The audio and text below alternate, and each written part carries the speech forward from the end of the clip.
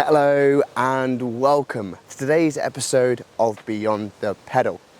Now, if you're like me, you've got a bit of a new family, looking to upgrade your car, you probably found yourself in the SUV section of Auto Trader, and of course doing a little bit of man maths of how far you can push the budget.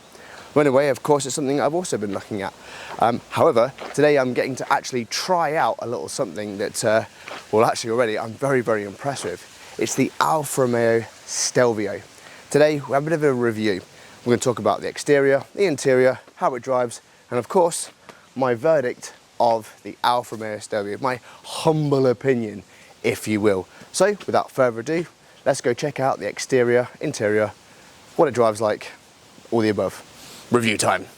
Let's go.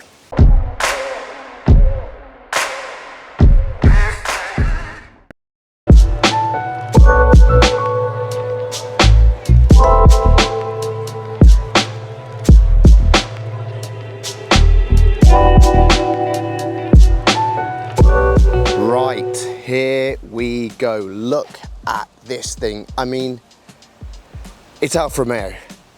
It's probably, and I might get a little bit of hate for saying it, but I don't think I'm going to get hate for saying it. I would argue, quite possibly, one of the best looking SUVs you can buy. Look at this thing. It is absolutely gorgeous. The headlights, the wheels, that kind of like not a front splitter, but just that front grille is beautiful, absolutely stunning. Everything you would expect from an Italian car, isn't it? Everything you'd expect from an Italian car is right here. Let's go check out the rear of the car, because the rear is just at every angle. Honestly, oh man, right, look at this. Look how nice the rear of this car is. The Stelvio there, you have to excuse the lighting. Oh, look at that as it comes into the light, that red, absolutely gorgeous. The way the two exhausts at the back there sit flush and really nice with the rest of the car. It doesn't look over the top, it's beautiful. Exterior of the Stelvio is absolutely beautiful. I don't know if I've said beautiful enough or stunning enough, but just in case you weren't too sure, exterior, beautiful. I could probably sit and stare at it quite a lot of the time, actually. Yeah, I like it. Oh. Right, inside. Oh. Inside. Well, the outside is lovely. It's beautiful, it's stunning, as I've mentioned a few times. Interior, it continues. It is business as usual with Alfa Romeo and what you would expect in a very lovely, what's the best way to describe it? Upmarket feel. Nothing feels cheap, nothing feels low budget, everything feels as you would expect from an Alfa Romeo. Italian quality. Steering wheel, yeah, fits nicely, lovely grip, great position where it is. I love the little start engine stop button on the side. Very sports car-esque, very aggressive, very modern, if you will. The new take on, I don't know. Dials, you know, they're not digital, they're classic analog. They look really nice. The startup's great. Love it, like Alfa Romeo flashes on and the indicators, or this, the speedometer sort of, they light up and do really cool stuff. You're going across the left, the infotainment system's really nice. You've got this really cool wooden brushed, sort of like wooden effect that's quite cool, very, and I don't know what it's, very modern. It's just all very nice, and it continues down the center console. Everything is where you want to be. There's loads of buttons everywhere. There's nothing touch screeny around. It's all buttons. Everything feels easy to use. The gear lever, again, simple enough. You know, just like a little like trigger mechanism to get it forward and back. The seats are very nice with loads of adjustment. You know, get into your seating positions you know, no problem at all. Got the memory, you know, the 1, 2, 3 memory on the side. You've got everything you'd expect, you know, from this sort of, you know, budget of car. I think this is around about 50 to 55,000 pounds there or thereabouts. Heated seats, climate control, dual zone climate control, cruise control. What else has it got? A heated seat. Oh yeah, that's another one. That heated seats on here as well. Just everything you would expect to be in here is in here. Great thing in the back. Plenty of room in the back. You know, you've got your ISOFIX points in there, plenty of adjustments on the seats, and that boot as well. My goodness, that is one big boot. It looks like you can store so many things in there as well, which is pretty cool. And again, loads of room in the back. You know, like I say, yeah, plenty of room in the boot, loads of room in the front. Again, just a very, very, very nice place to be. I will say that. A very, very, very nice place to be. Nothing feels cheap. Seats are really comfortable.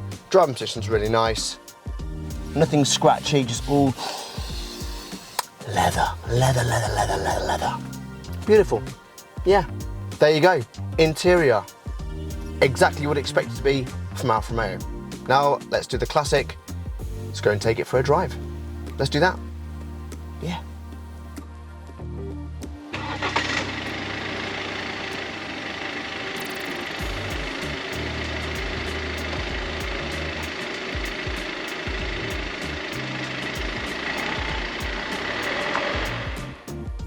Right then, here we go, and here we are inside the Alfa Romeo Stelvio. There's going to be a bit of a reoccurring theme with this video, that everything is just lovely and nice and very Italian and very Alfa Romeo, because it is. The Stelvio is a lovely place to be in, as I've just mentioned in the interior section. Driving is very nice. The gears are very smooth, there's nothing aggressive. You've got 3 different driving modes, DNA, which I believe is probably dynamic, normal, and something else. But basically it just means it's eco mode in essence. Just normal mode, it's very nice. You get this cool little blue theme. When you put it in normal, you get like a green, and when you put it in dynamic, it goes red. Whoa, fast, we're on, we're ready. Drum position is very, very nice. It is nice. You sit quite high up. You've got really good vision out of the front, the sides. Only downside is that there's not, the rear view mirror is not the best. I will say that. I'll tell you what I do like, the indicator stalk. I don't know what it is, but there's this nice, I don't know how to describe it. It's not like a mechanical clunk. It's just a smooth little like push button almost. Yeah, it's lovely. Let's have a little feel while we've got a bit of a straight. Pop it into dynamic, watch everything go red. Oh yeah, it's a nice linear power. That gear change is so smooth. There's nothing, it's just, and it's just straight. I mean, I know it's a diesel, good low end torque, grips nicely. Don't feel like I'm under any threat whatsoever. Oh, I'd probably just leave it in dynamic mode, to be honest with you. That low end torque is really nice. It's a shame they haven't got any, obviously this isn't the higher range model like your Veloce or anything like that, so there's no paddle shift here. Everything is done through the gearbox, which again is very smooth, very nice. It seems like it knows what it's doing. But driving wise, super smooth. Even in dynamic mode, you know, it's just smooth. It's lovely. Is this what you'd expect it to be of an SUV? Not aggressive, the ride's not harsh. Pop back into N, normal, and continue our little journey. Oh, I love that. That's so nice. As I say, driving position's really nice. You sit quite high, steering wheel is exactly where you want it to be. Plenty of adjustment to start your journey. Seats, same again, plenty of adjustment for your journey. And everything is all within reach where you want it to be. I've got no complaints, I really haven't. From the short bit of driving that I have been doing, this car is, as I say, very comfortable, plenty of room inside, where your when you're arm resting down, yeah, nice, almost like yeah, captain's chair type stuff, which is pretty cool. Yeah, I can't really fault the interior. I can see why, you know, people go on about how nice this car is, and for good reason. Infotainment system, I know there's been complaints about it, but to be honest with you, none from my end, I'll say that. Yeah, no complaints my end about the infotainment system. Then again, I've got a bit of a dated Mercedes C-Class Whiskey 205. It's a bit, you know, the map isn't that great. There's no Android crossover thing, whatever it's called. So to go from mine to this, obviously it's going to feel updated. But if you were in something like the rivals, as we would say, like obviously the BMW technology is a lot better. But for this, do you know what? If you want a bit of music on, you're only going to use your Google Maps anyway. It does the job. You know, how good does it need to be? In all seriousness. But yes, overall, like, and I'm going to reiterate the points. The steering wheel, I absolutely love. The seats are really comfortable. They don't like hug you in tight like you're about to go racing, but it's an SUV. They need to be comfortable, and they do just that. The leather's lovely. The interior is lovely. It's just a nice place to be.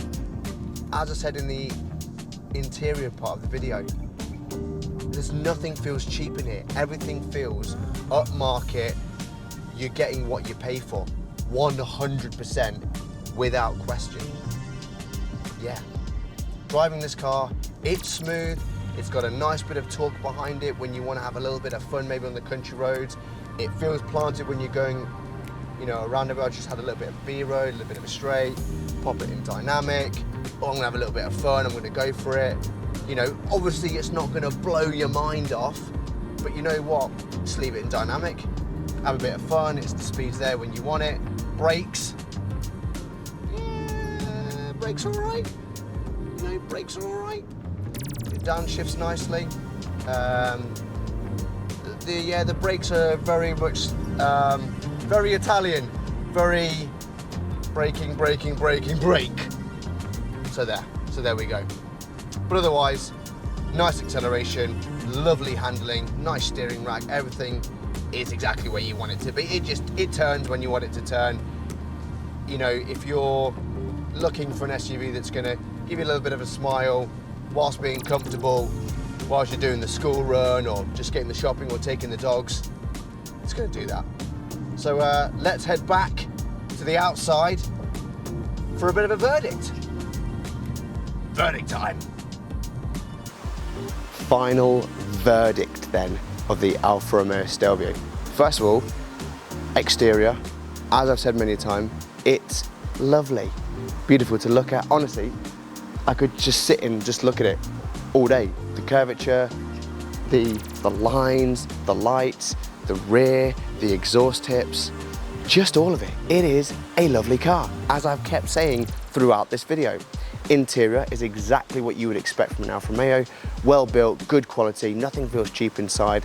Leather, leather, leather, leather, leather. Beautiful. The infotainment system, I've heard, you know, mixed feelings about. It's a little bit laggy, but to be honest with you, I've had no qualms of it, you know, when I've been using it. So that's been nice. Everything is what you want from the car. The heated steering wheel, not really need it right. Well, actually, you probably would need it for July at the minute because it's been garbage. Dual zone climate control. Power, you know, obviously power steering, you know, cruise control, everything you would expect in a car. The boot, the way that folds down to pretty much flat in the rear, so you get loads of space. There's plenty of room in the back for, you know, ISOFIX seats, the whole works. So overall, it ticks all the sort of, you know, new family. I'd probably say one child family. I would go with that. If you're a one child family, this is absolutely ideal. 2 children, you're probably going to need a little bit more. Rivals, I think you're looking at, you know, this. If you were looking in this sort of region, you're probably looking at BMW X3, Audi Q3, maybe even Porsche Macan on this sort of budget of around about anywhere between 30 to 40. I think this is where you're going to be looking at something like this. So overall, what do I think? Yeah, great car. Really, really enjoyed getting to use it. It's been, yeah, it's been really nice. Overall, good car, definitely worth your time. And you know, if you're looking at upgrading or getting a one-child family SUV, I'd be looking at this. Definitely be looking at this. Anyway, that's my 5 pence worth. As always with these reviews, nothing too wild. Great little car, great car, really loved it. But anyway, that's me guys, signing off for now. See you on the next one. Bye bye.